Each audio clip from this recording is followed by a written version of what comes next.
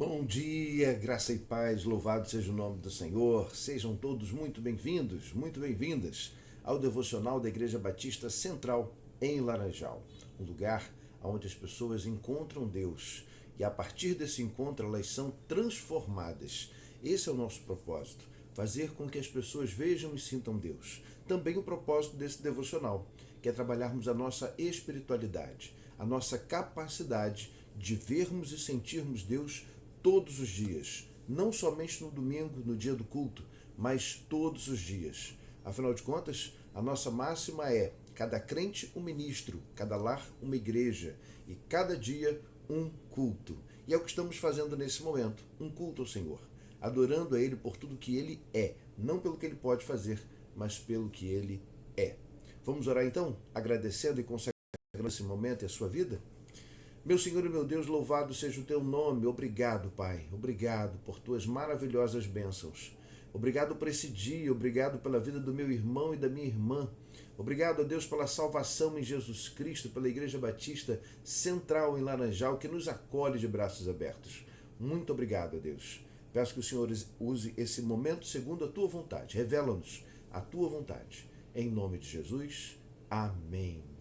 Muito obrigado. Mais uma vez, você que separou esse tempo para fazer esse devocional comigo. Eu sou muito grato a Deus pela sua vida. E é por isso que nós sempre oramos uns pelos outros, exatamente para agradecer a Deus e pedir que a bênção dele seja sobre nós. Bem, o texto de hoje, que é de 2 Crônicas, a partir do verso 4, 5 e 6, fala sobre a preparação do templo. E no primeiro capítulo, capítulo 4, ele é muito técnico e começa assim: Salomão também mandou fazer um altar de bronze de 9 metros de comprimento, 9 metros de largura e 4 metros e meio de altura. Enfim, durante todo o texto, todo o capítulo, ele vai falar sobre as medidas do templo. E o que isso me traz de lição? Exatamente a suntuosidade, caracterizando assim a honra e também a excelência que Salomão estava dando tanto às plantas que Davi, seu pai, tinha preparado, como também a sua capacidade de entregar o melhor para Deus. Você, ao longo de todo esse texto, você vê como que era suntuoso, como era grande. Era exatamente do tamanho da gratidão que Salomão tinha por Deus. E quando nós falamos, por exemplo, em dízimos e ofertas, estamos falando em adoração, porque você adora a Deus através dos seus bens. E quando você consagra ao Senhor, ele usa da melhor forma. Repito, não estou falando, repito porque já falei isso em outras vezes, né? Não estou falando que você tem que entregar todo o seu pagamento para Deus. Não, não é isso. O que eu estou falando é para que você possa honrar aquilo que o Espírito Santo está falando ao seu coração, para que o lugar onde você serve possa ser um lugar de excelência, que quando você estiver entregando a sua vida, entregando o seu dízimo, a sua oferta, seja com excelência, porque você não deve entregar daquilo que te sobra, mas sim daquilo que te faz falta durante o seu dia, porque está dentro do seu orçamento e você está entregando a Deus alguma coisa que tem valor de fato e não o que sobra. Salomão, ele estava entregando o melhor que ele podia e por isso ele foi abençoado. Ao longo de todo o texto você vai ver aí quanto à questão de tamanhos dos touros que foram feitos para suportar aquelas bacias, grandes bacias, as colunas que eram feitas para mostrar toda a glória daquele lugar, todos os utensílios que foram feitos, enfim.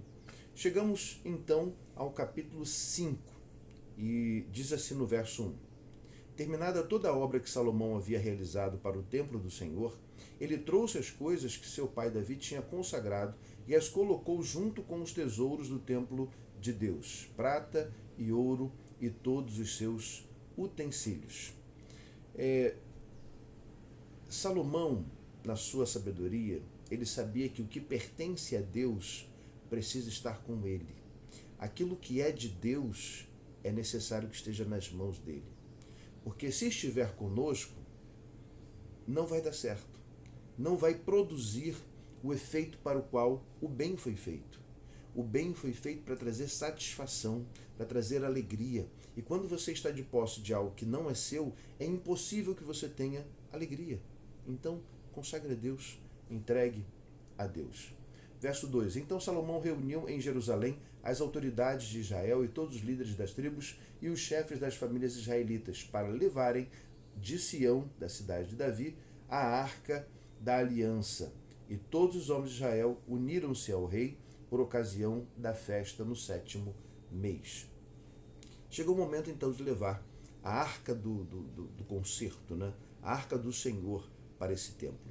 E não era um dia normal, porque a arca representava a presença de Deus. Dentro dela estavam as tábuas da lei e também o cajado de Moisés. Então, ele reúne todo o povo, ele reúne todas as pessoas, porque a adoração, a consagração do templo não é algo somente para o ministro, era algo exatamente para o povo inteiro, era para todo o povo. Quando nós falamos em culto, nós estamos falando para todos, não somente para algumas pessoas. E se você, meu irmão, não tem participado dos cultos da sua igreja, você está perdendo um excelente momento de ter comunhão com Deus. É o momento que você tem de sentir a presença de Deus.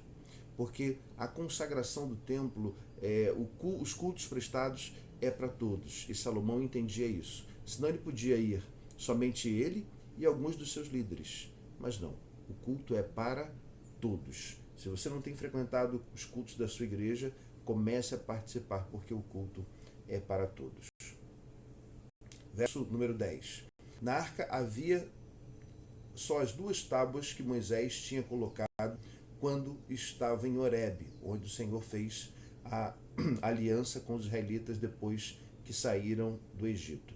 Bem, nesse momento aqui estava somente as 2 tábuas que Moisés tinha feito. Lembra que Deus fez as primeiras, mas quando Moisés chega onde o povo estava, eles estavam adorando o bezerro, ele quebra as tábuas. Aí depois ele volta para o monte e ele faz as 2 tábuas com as leis do Senhor, ok? Então, nesse momento, esquece lá do cajado, tá? Somente as 2 tábuas. Verso 13.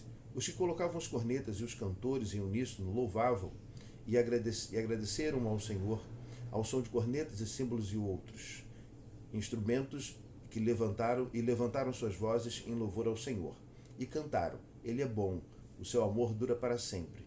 Então uma nuvem encheu o templo do Senhor, de forma que os sacerdotes não podiam desempenhar o seu serviço, pois a glória do Senhor encheu o templo de Deus. Bem, primeira verdade, a música acompanha a adoração, sempre acompanhou. Inclusive, hoje, um dos grandes momentos da igreja é quando nós cantamos. É quando a nossa emoção, ela quebra as barreiras que nós criamos para que Deus entre na nossa vida, na nossa mente, no nosso coração. É nesse momento que nós nos abrimos para que Deus fale ao nosso coração. Então, desde o início, os cantores estavam lá, a música estava lá. E nesse momento em que eles entregam, que eles consagram, a glória do Senhor enche aquele lugar. Sempre que de coração você adora o Senhor vai encher a sua vida. Sempre que o lugar onde você está repleto de adoração, Deus enche aquele lugar. Aqui Deus encheu através de uma fumaça espessa. E no início do capítulo 6, Salomão diz assim: Salomão exclamou, o Senhor disse que habitaria numa nuvem escura. Na realidade, construí para ti um templo magnífico, um lugar para nele habitares para sempre. Nuvem escura aqui é nuvem espessa, tá? Não é nuvem preta, é uma nuvem branca, no entanto tão espessa que as pessoas não conseguiam se ver, porque era impossível se ver ali. Verso 7 diz assim: Meu pai Davi tinha no coração o propósito de construir um templo em honra ao nome do Senhor, e o Deus de Israel. Mas o Senhor lhe disse: Você fez bem em ter no coração o plano de construir um templo em honra em meu nome. No entanto, não será você que construirá, mas o seu filho, que procederá de você. Ele construirá o templo em honra ao meu nome. Era a história que você já conhece, que Davi ele foi impedido de construir o templo, embora ele tivesse vontade de assim fazê-lo, e ele preparou o ambiente, o cenário, para que Salomão pudesse dar continuidade a essa ideia. Porque Davi tinha sangue nas mãos, ele tinha participado de muitas guerras e matado muitas pessoas. E Deus não queria que ele construísse o templo. Enfim, a glória do Senhor enche aquele lugar. Salomão conta a história dessa construção do templo e depois ele faz uma oração de dedicação, no verso 12.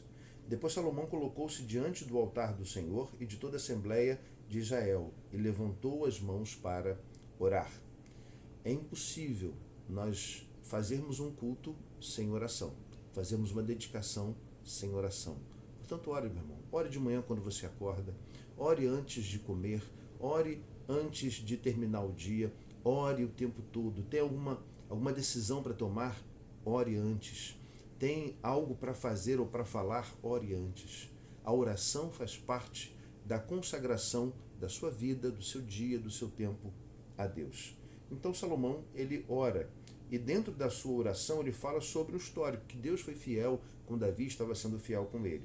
Verso 16 diz assim: Agora, Senhor, Deus de Israel, cumpre a outra promessa que fizeste ao teu servo Davi, meu pai, quando disseste: Você nunca deixará de ter diante de mim um descendente que se assente no trono de Israel. E tão somente os seus descendentes tiverem cuidado de, em tudo, andar segundo a minha lei, como você tem feito. Bem, existe a promessa de Deus, mas acredite, para toda promessa existe uma condição. E a condição é fidelidade, obediência. Você quer ser alvo das promessas de Deus? Seja obediente. Que você esteja em comunhão com Deus todos os dias. Aliás, repetindo, porque eu gostaria de deixar isso muito bem claro, o efeito desse devocional é exatamente isso, você ter comunhão com Deus todos os dias, para que as bênçãos de Deus possam te perseguir. Verso 18. Mas será possível que Deus habite na terra com os homens? Os céus, mesmo os mais altos, não podem conter-te, muito menos esse templo que construí.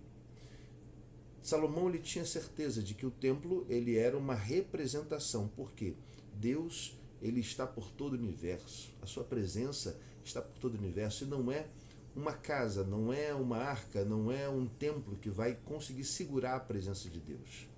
E ele declara isso, mostrando a sua humildade e o seu conhecimento diante de Deus. Verso 19. Ainda assim atende a oração do teu servo e o pedido de misericórdia, ó Senhor meu Deus. Ouve o clamor e a oração que o teu servo faz hoje na tua presença. Estejam os teus olhos voltados dia e noite para esse templo, lugar do qual disseste que nele exporias o teu nome, para que ouças a oração que o teu servo fizer voltado para este lugar. Bem, o templo ele era uma representação da presença de Deus. E é claro que para o homem isso é muito importante, porque nós precisamos ter referências. Então, Salomão ele pede a Deus para que aquele lugar seja não somente uma referência, mas um lugar onde as pessoas tivessem um encontro. Ou seja, a oração que fosse feita naquele lugar seria ouvida por Deus. É o que Salomão pede. E ele menciona algumas situações, no verso 26. Quando se fechar o céu e não houver chuva por haver o teu povo pecado contra ti, e o teu povo voltado para este lugar invocar o teu nome, afaste-se do pecado, e afaste-se do pecado por o haveres castigado. Ouve dos céus e perdoa o pecado dos teus servos de Israel, o teu povo. Ensina-lhes o caminho certo e envia chuva sobre a terra, que deste por herança ao teu povo. Então, não somente era um lugar de referência, o lugar da agir de